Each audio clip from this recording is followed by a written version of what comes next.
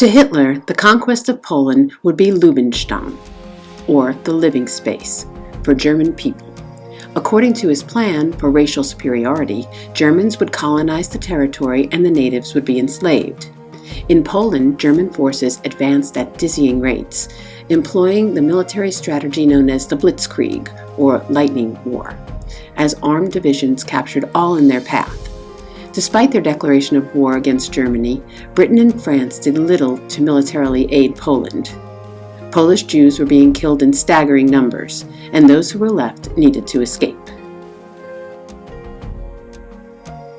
Then we heard the screaming and shooting and all this stuff, and then when the Gestapo finished, when they couldn't find any more Jews, they pulled out. So next day, the neighbors came because they knew if we had hiding places, if we had basements, cellars. So they found us in the, in the cellar, and they put in 5 rifles. They were going to shoot us. They asked my father for his valuable things, and my father had Russian rubles, pieces sewed into his pants, so he gave them the rubles, and he showed us where we had stuff hidden, buried in the barn. Valuable things for silver, whatever. I don't know what it was, and they let us go.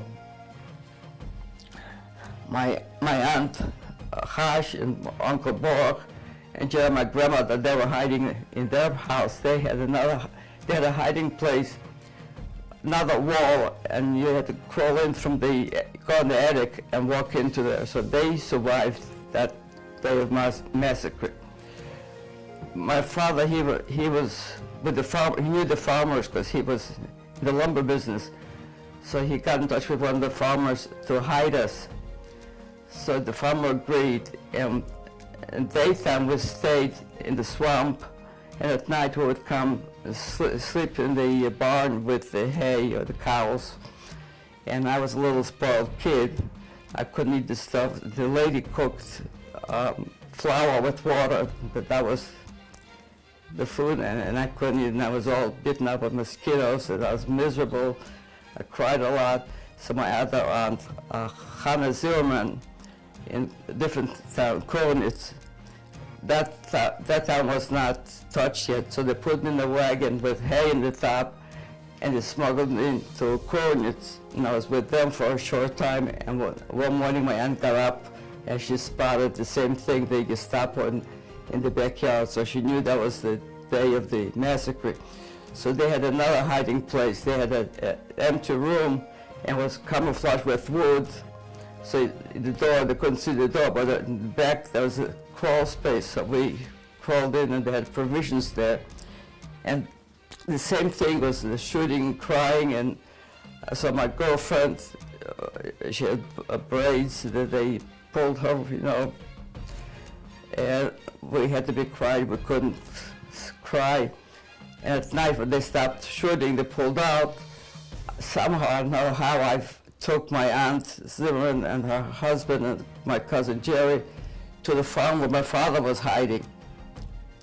It was, I didn't have a GPS.